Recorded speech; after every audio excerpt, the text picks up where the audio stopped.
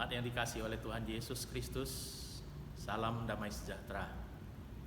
2 minggu kita tidak bertemu dan boleh memasuki minggu yang ketiga sebenarnya hari ini, bahwa kita kembali boleh beribadah di rumah.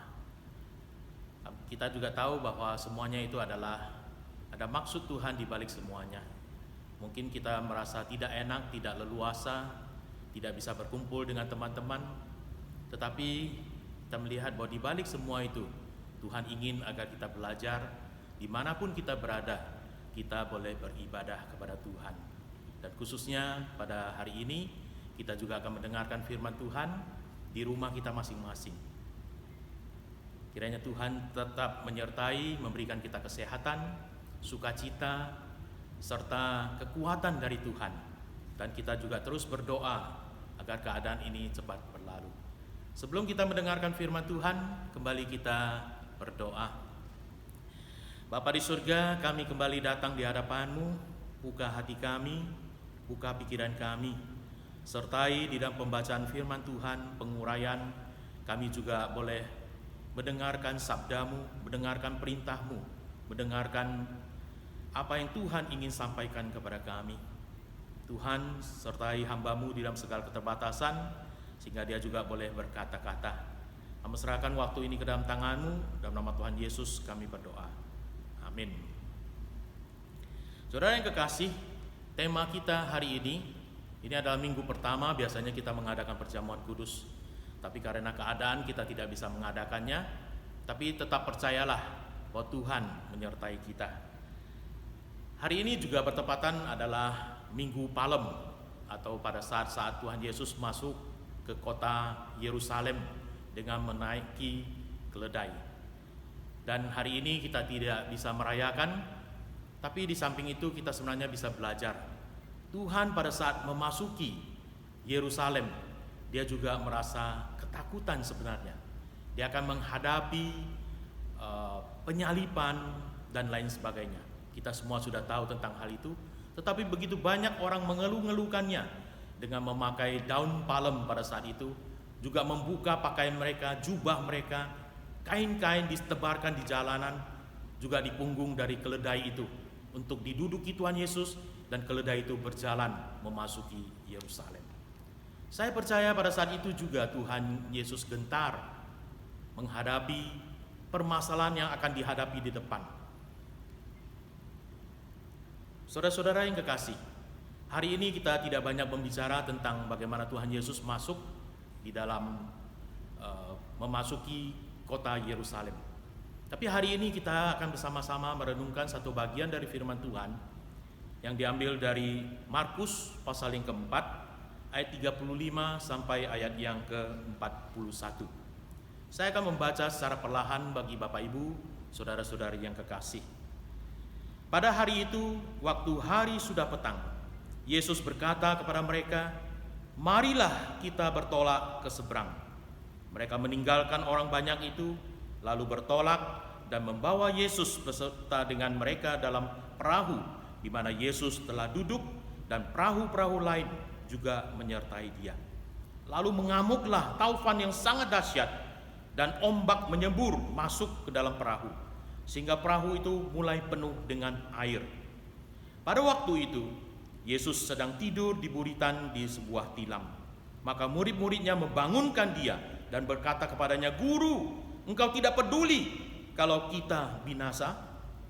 Ia pun bangun, menghardik angin itu dan berkata kepada danau itu, "Diam, tenanglah." Lalu angin itu reda dan danau itu menjadi teduh sekali. Lalu ia berkata kepada mereka, "Mengapa kamu begitu takut? Mengapa kamu tidak percaya?" Mereka menjadi sangat takut dan berkata seorang kepada yang lain, "Siapa gerangan orang ini sehingga angin dan danau pun taat kepadanya?" Demikian firman Tuhan. Bapak Ibu, saudara-saudari yang kekasih, takut, kebalikannya itu adalah tidak takut. Tapi ada yang lebih lagi adalah jangan takut. Saudara yang kekasih, jangan takut ini sering dikatakan, ditulis di dalam Alkitab adalah sebagian besar adalah dikatakan oleh malaikat, dan khususnya adalah membawa berita dari Allah. Bapak Ibu yang kekasih, takut itu adalah hal yang wajar. Takut bagi anak-anak sekolah, takut pergi ke sekolah karena apa? Karena mereka mungkin lupa membuat PR. Mereka mungkin trauma dan juga mungkin belum membayar uang sekolah sehingga mereka tidak berani pergi ke sekolah. Bapak Ibu yang kekasih, saya juga pernah mengalami ketakutan seperti itu. Pada saat saya lupa membuat PR, sehingga terbawa dalam mimpi bahwa saya belum membuat PR. Ada ketakutan-ketakutan itu, sehingga bukan hanya pada saat kita di dalam hidup nyata, tapi juga di dalam mimpi kita bisa mengalami ketakutan seperti itu. Ada orang yang takut miskin, tetapi saya percaya tidak ada seorang pun yang takut kaya. Ada yang takut kalah, ada yang takut mati. Bapak Ibu yang kekasih, ada orang mengatakan bahwa takut mati itu ya masih kalah dengan takut hidup. Kita di dalam kehidupan ini penuh dengan ketakutan. Hidup di dalam ketakutan. Kalau kita sudah mati, ya sudah. Ya kita sudah meninggalkan dunia ini. Kalau kita percaya kepada Tuhan Yesus, kita sudah bersama dengan Tuhan Yesus di sorga sana, bukan? Saudara-saudara yang kekasih, sekarang ini apa yang kita takuti? Kita sedang takut tentang virus. Pada zaman-zaman modern ini, komputer, HP, dan lain sebagainya, orang takut ada kemasukan virus. Karena virus itu sangat merusak sekali di dalam HP kita, mungkin di dalam komputer kita. Tapi sekarang ini kita melihat bahwa yang virus ini, kita tidak bisa melihat. Kita tidak juga tahu bagaimana dia datang dan pergi. Sekarang ini kita menghadapi virus corona yang disebut dengan COVID-19. Kita ini seperti sedang berperang. COVID-19 ini, kita seperti berperang dengan virus ini. Berperang dengan virus ini, kalau kita berperang di dalam dunia peperangan, kita tahu siapa musuh kita. Kita tahu di mana dia bersembunyi. Tetapi saudara yang kekasih, virus yang sedang kita hadapi sekarang ini adalah virus yang begitu menakutkan. Kita tahu bahwa itu adalah virus, tetapi kita tidak tahu apa yang bisa terjadi dengan kita. Kita tidak tahu di mana dia bersembunyi, apakah kita membawa pulang, apakah kita bisa menularkan kepada orang lain. Ketakutan-ketakutan ini terus silih berganti dalam kehidupan kita. Dan di dalam kehidupan kita juga sering menerima WhatsApp, kiriman-kiriman yang membuat kita semakin takut. Angka-angka yang semakin membesar, bahwa orang-orang yang terjangkit itu begitu banyak, apalagi orang-orang yang terjangkit itu meninggalkan dunia ini. Bapak Ibu, saudara-saudara yang kekasih, wajar kalau kita takut. Bapak Ibu, saudara-saudari takut, saya juga mengalami ketakutan. Kita bersyukur bahwa kita ini masih bisa diberi nafas kehidupan untuk bisa terus bersandar kepada Tuhan. Saudara yang kekasih, pada saat kita menghadapi ketakutan, bagaimana sikap kita, Bapak Ibu yang kekasih? Mungkin kita panik, mungkin kita tidak tahu bagaimana harus menanganinya. Saat kita bertakut, kita perlu bertanya beberapa pertanyaan. Apa yang kita takuti? Siapa yang kita takuti? Mampukah kita mencari jalan keluarnya? Dan kepada siapa kita mencari pertolongan? Dari bacaan Alkitab, kita tahu bahwa cerita ini adalah cerita di mana Tuhan Yesus meneduhkan danau pada saat itu, karena tiba-tiba terjadi gelombang badai. Mereka atau murid-murid Tuhan Yesus itu ada di pinggir danau dan ingin bertolak ke seberang. Dan ada beberapa perahu juga menyertai mereka. Dan pada hari itu adalah hari petang atau sore menjelang malam. Saat mereka ada di perahu, tiba-tiba terjadi angin badai. Mari kita pikirkan keadaan murid. Murid bersama dengan Tuhan Yesus di kapal, di perahu. Mereka mengalami badai. Badai itu bukan hanya angin biasa, bukan hujan biasa. Angin itu adalah angin kencang. Dan hujan itu adalah hujan deras. Ombak juga menderu-deru. Perahu dihempaskan oleh ombak besar. Sungguh mengerikan.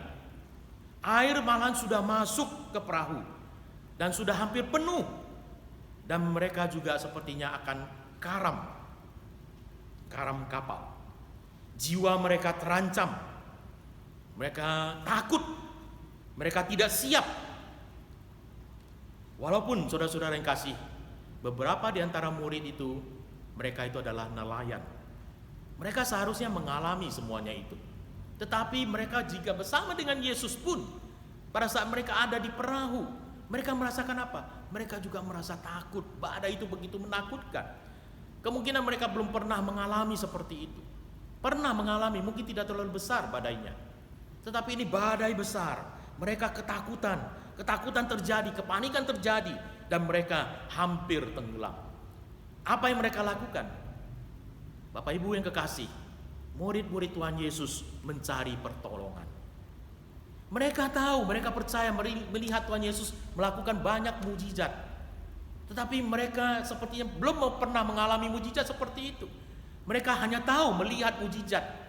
Tetapi pada saat mereka bersama-sama dengan Tuhan Yesus, dengar, mereka bersama-sama dengan Tuhan Yesus, tapi mereka juga merasa ketakutan. Saudara-saudara yang kekasih, apa yang mereka lakukan? Mereka melihat, Tuhan Yesus itu sedang tidur. Kok bisa seperti itu? Kok bisa ya? Tuhan Yesus tahu segala sesuatu. Dia kecapean pada saat itu. Dia tidur di sana. Dia bersama dengan murid. Walaupun dia tidur, dia tetap bersama dengan murid-muridnya. Apa yang dilakukan oleh murid-murid? Reaksi murid-murid pada saat itu bukan hanya takut. Di dalam perkataannya mereka menunjukkan siapa diri mereka. Mereka membangunkan Yesus berkata, "Guru, kenapa engkau tidak peduli dengan kami?" Suatu perkataan yang keras bukan? Seakan-akan Tuhan Yesus tidak ada di situ. Seakan-akan Tuhan Yesus tidak mempedulikan keadaan mereka yang diserang oleh ombak yang begitu menakutkan. Kita sedang menuju kebinasaan, kata murid-muridnya. Kita ini sudah akan mati. Air sudah masuk ke perahu. Kapal ataupun perahu itu hampir tenggelam. Saudara-saudara yang kekasih, murid-murid mengatakan, tolonglah kami. Tuhan Yesus setelah menghardik taufan itu, tentunya setelah dia bangun, ya, lalu berkata kepada murid-muridnya, "Mengapa engkau takut? Bukankah aku ada bersama-sama dengan engkau? Di manakah imanmu? Mengapa engkau tidak percaya?" Setelah badai reda, murid-muridnya semakin sadar dan semakin takut. Bukan ketakutan tentang badai lagi, tapi ketakutannya muncul. Siapa Tuhan Yesus ini yang mampu meredakan angin taufan, badai yang begitu menggelora di danau ini? Mari kita renungkan bersama apa yang terjadi, ketakutan murid Tuhan Yesus, dan bagaimana murid-murid Tuhan Yesus bersikap menghadapi ketakutan mereka. Bapak Ibu yang kekasih, murid-murid tadi saya katakan mereka sebagian adalah nelayan. Mereka sering mengandalkan pengalaman mereka. Kalau ada seperti ini, saya akan melakukan seperti itu. Mencarikan jalan keluar dengan cara sendiri. Saudara-saudara yang kekasih, mereka mengandalkan pengalaman hidup mereka. Mereka sudah terbiasa dengan kehidupan seperti itu. Tetapi pada saat mereka genting, mereka kembali lagi. Mereka tidak berdaya. Mereka tidak tahu harus bagaimana. Mereka juga merasakan bahwa mereka itu sudah akan binasa. Belajar dari pengalaman murid Yesus yang ketakutan pada saat menghadapi badai, ini menyadarkan kita kembali. Yang pertama, kita perlu pada saat kita mengalami ketakutan, apapun ketakutan itu, kita perlu memohon pertolongan dari Tuhan Yesus. Kenapa? Karena Dia memiliki kuasa atas segala hal, kuasa atas segala badai kehidupan yang kita alami. Kita belajar dari pengalaman murid juga mengatakan kita juga harus beriman yang tertuju hanya kepada Tuhan Yesus Kristus dan percaya bahwa Dialah sumber kedamaian, sumber damai yang dapat diberikan kepada kita. Dan yang ketiga, ingatlah bahwa dan sadarilah bahwa Tuhan Yesus selalu ada bersama-sama dengan kita. Seperti Tuhan Yesus bersama-sama dengan murid-muridnya di perahu, walaupun dia di sana tertidur. Bapak Ibu yang kekasih, mengalami badai. Pada saat mengalami badai, kita baru bisa merasakan ketakutan yang luar biasa. Hidup ini untuk apa? Kita akan kehilangan nyawa dalam waktu yang dekat. Kita tidak tahu apa yang boleh kita lakukan. Bapak Ibu yang kekasih, dari sini sebagai penutup saya ingin menceritakan seorang penginjil yang luar biasa, John Wesley. Dia juga mengalami ketakutan yang sama. Pada akhir bulan Januari 1936, sebuah kapal barang bernama Simmons yang sedang berlayar menuju Savannah, Georgia, Amerika Serikat, diserang oleh angin topan. Kapal itu terombang-ambing, terguncang dengan hebat di sela-sela gelombang yang tingginya 6 meter di Laut Atlantik.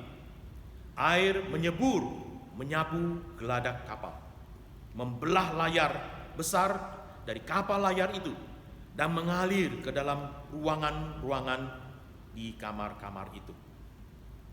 Seorang pendeta gereja Anglikan bernama John Wesley gemetar, ketakutan. Wajar bukan Bapak Ibu yang kekasih? Dia seorang penginjil, seorang pendeta, tapi dia juga ketakutan menghadapi badai itu. Tapi apakah sebenarnya ini yang dia takutkan? Nanti kita akan lihat. Beberapa orang Inggris yang sekelilingnya berteriak panik. Kapal nampaknya semakin sulit dikendalikan.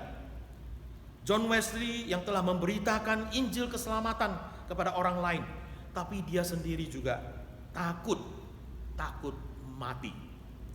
Sementara ombak terus menghantam geladak kapal, memporak-porandakan layar kapal berkeping-keping, Wesley terheran-heran melihat beberapa orang dari persaudaraan Moravia menyanyikan mazmur dengan tenang. Orang-orang malas yang bodoh, pikir John Wesley pada saat itu. Orang sedang sibuk, orang sedang ketakutan dan menuju kematian. Orang-orang Moravia ini sedang tenang membaca mazmur, bernyanyikan mazmur. Dan mereka dikatakan oleh John Wesley, mereka itu orang-orang bodoh di dalam keadaan seperti ini, tidak mencari bantuan. Pada saat gelombang laut mulai tenang, Wesley mendekati pemimpin mereka dan bertanya, lalu ditanyakan oleh Wesley kepada mereka, apakah Anda tidak takut badai? Dan mereka mengatakan, tidak, kami tidak takut badai ini. Tuhan ada di pihak kami tidak takut mati. Hari berikutnya, Spangenberg, pendeta Moravia itu, mempunyai sebuah pertanyaan lagi kepada Wesley. Saudara Wesley, kenalkah saudara dengan Yesus Kristus? Apa jawab John Wesley pada saat itu? Dia menjawab, saya tahu. Saya hanya tahu bahwa dia adalah juru selamat dunia ini. Saudara yang kekasih, dia tahu, tapi dia tidak mengalami pada saat dia akan mati ini, kemana dia akan pergi. Tetapi dapatkah saudara mengatakan kepada saya, mengapa ia telah menyelamatkan saudara? Pertanyaan Wesley yang begitu membingungkan. Dan dikatakan bahwa saya harap saya mendapatkan demikian, mendapatkan damai sejahtera dari Tuhan. Dalam perjalanan pulang dari Georgia, Wesley kembali merenungkan kembali pengalaman hidupnya. Aku datang ke Georgia untuk mempertobatkan orang-orang Indian di sana. Tetapi siapa yang mempertobatkan aku? Bapak Ibu yang kekasih, kita percaya kepada Tuhan Yesus. Kita tahu Tuhan Yesus tidak sampai batas begitu saja, Bapak Ibu yang kekasih. Kita harus mengenal Dia secara mendalam. Seperti murid-murid Tuhan Yesus, bertahun-tahun mereka mengikuti Dia. Tetapi pada saat badai, mereka ketakutan. Mari kita jujur bertanya kepada diri kita sendiri. Badai apa yang sedang kita alami di dunia ini? Bapak Ibu yang kekasih, di kitab Roma juga diceritakan, apakah kita karena badai ini bisa memisahkan kita dari kasih Kristus? Sebenarnya tidak, Bapak Ibu yang kekasih. Hal-hal yang kita alami ini membangkitkan kita kembali. Ada badai-badai kehidupan ini membuat kita semakin teguh di di hadapan Tuhan. Kepada siapa kita beriman? Tentu kepada Tuhan Yesus Kristus. Di saat-saat seperti ini, kita seharusnya terus bersandar kepada Tuhan. Kita mengasingkan diri ataupun terkurung di rumah kita masing-masing. Apa yang kita lakukan? Kita semakin merenungkan. Badai ada di luar. Dan badai ketakutan, kematian itu ada di mana-mana. Dan kita sedang ada di rumah kita masing-masing. Kita perlu merenungkan. Dan kita perlu diingatkan lagi. Kita perlu mendekatkan diri kepada Tuhan. Mengenal Dia lebih mendalam. Percaya kepada Dia sepenuhnya. Dan Bapak Ibu yang kekasih, saya mohon kepada kita semua boleh terus berdoa. Menjaga diri sendiri. Menjaga kesehatan. Mempunyai daya tahan tubuh yang kuat. Sehingga kita boleh menjalani bersama-sama. Sehingga badai ini pasti berlalu. Seperti yang murid-murid Tuhan Yesus alami, badai mereka juga berlalu. Tetapi ada sesuatu yang lebih menarik di akhir dari ayat itu. Dikatakan bahwa murid-murid mereka, yaitu murid-murid Tuhan Yesus itu, mereka semakin takut. Semakin takut. Ini perlu diingatkan kepada kita. Jika badai ini berlalu, jika semuanya sudah tenang, apakah kita terus bersuka cita? Memang kita harus bersuka cita. Tetapi ada satu hal yang perlu kita renungkan, bahwa kita seharusnya semakin takut kepada Tuhan. Mereka semakin takut kepada Tuhan Yesus, sehingga mereka bertanya, siapakah Dia ini? Sehingga badai dan taufan juga taat kepadanya. Bapak Ibu yang kekasih, nas Alkitab ini mengajarkan kepada kita supaya kita bersandar sepenuhnya kepada Tuhan. Tetap tenang di saat badai menerpa kita. Kiranya Tuhan menolong kita. Firman Tuhan ini bukan hanya meneguhkan saya, kiranya ini saya boleh bagikan kepada saudara-saudara, agar saudara juga boleh diteguhkan oleh Tuhan. Tetap tenang di tengah badai. Di badai COVID-19 pada saat ini. Tuhan menyertai kita semua. Amin. Mari kita berdoa. Bapa di surga, kami kembali datang di hadapan-Mu. Tuhan mengasihi kami. Tuhan menyertai kami. Firman Tuhan yang sederhana ini boleh mengingatkan kami, menolong kami, agar sungguh ya Tuhan, kami boleh selalu bersandar kepada-Mu. Engkau hadir di tengah-tengah kami. Tapi kadang-kalanya kami merasa Tuhan tidak ada. Kami akan binasa ya Tuhan. Itu perkataan-perkataan orang yang kurang percaya kepada-Mu. Kadang kami juga kurang percaya Tuhan. Tolonglah kami yang kurang percaya ini. Tuhan, kami serahkan jemaat kami yang sedang beribadah bersama-sama kami di rumah. Tuhan tetap melindungi mereka. Tuhan berkati mereka. Mungkin mereka mengalami kesulitan karena penghasilan, karena kehidupan yang tidak mengkurung mereka, diri mereka, sehingga mereka tidak bisa kemana-mana, dan sukacita mereka juga berkurang ya Tuhan. Oh Tuhan, pada saat ini kiranya Tuhan teduhkan hati mereka. Sebagaimana Tuhan meneduhkan badai, kami percaya Tuhan juga meneduhkan badai kehidupan kami pada saat ini. Apa yang kami alami, kesulitan yang kami alami, pergumulan yang kami alami, Tuhan tahu dan Tuhan juga peduli. Terima kasih Tuhan, karena Tuhan selalu menyertai kami. Engkau menyertai kami, memberkati setiap kami. Dalam nama Tuhan Yesus kami berdoa. Amin. Mari kita bangkit berdiri, kita menerima berkat dari Tuhan. Kiranya anugerah dari Tuhan Yesus Kristus, kasih sayang dari Allah Bapa, kekuatan penyertaan dari Roh Kudus boleh menyertaimu, memberkatimu mulai hari ini, besok, bahkan sampai selama-lamanya. Amin.